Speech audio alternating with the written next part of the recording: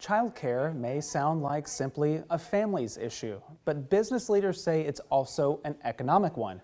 As Texas lawmakers take a closer look at childcare access and affordability concerns, we're joined this afternoon by Kelsey Erickson Streufert with the Texas Restaurant Association and the Employers for Childcare Task Force.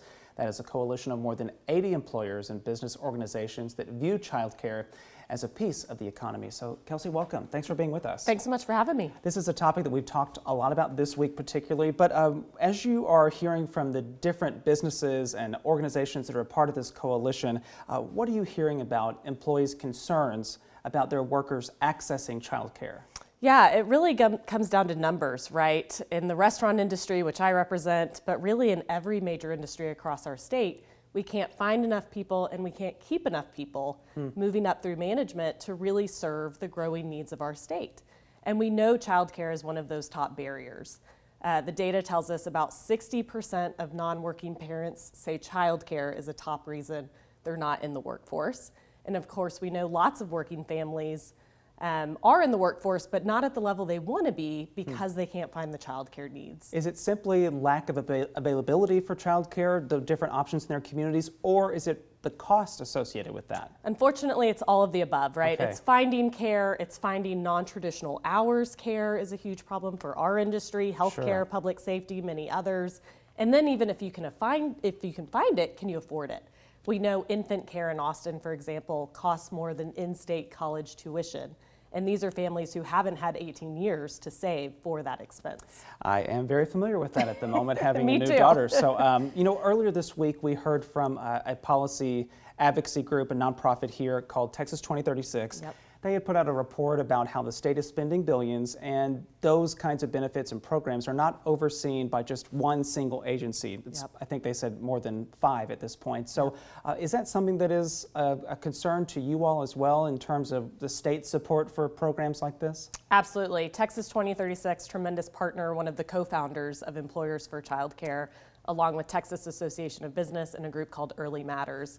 We're in total alignment on this. You can't run an efficient, high outcome system split between 6 agencies and all the school boards and all the different players involved. Just like Texas families, we think our government really needs to look at their spending and make sure that we're getting the best ROI and results possible. We can't do that if we don't have clear data, clear accountability, and really clear goals about what it is that we're trying to accomplish for working families and for the workforce that we need to continue to grow. During that conversation with Texas 2036, we asked about potential solutions that are maybe on the table, especially as the legislature is coming back next year for another regular session. What kind of work is your group doing to try to echo some of these concerns to lawmakers? I would imagine they're still hearing that from their own voters, but just to amplify that, what kind of work are you doing? Yeah, there's some great projects happening over the interim before the legislature comes back in January. One is the Sunset Commission. That's an entity that looks at all of our state agencies. Are they doing the best work? Do they need reforms? Kind of like an efficiency audit, if you will. So that's going underway right now. There is the Governor's Task Force on Early Education and Care. It's really looking at how this system is so split and siloed. How can we consolidate things? How can we bring efficiencies to make that better? And then there's the Quad Agency Commission, which has 4 of these state agencies together talking, looking at within our existing programs, where can we make sure regulations aren't conflicting, aren't duplicating?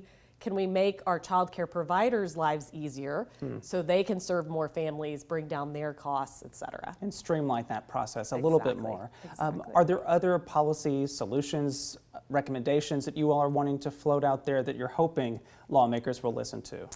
There's going to be a lot on the table, I think. I think this governance piece is really the first and most important, because until we have a system that employers can tap into, nonprofits, local community leaders, we need a system that everyone can get on the same page and plug in their own specific way.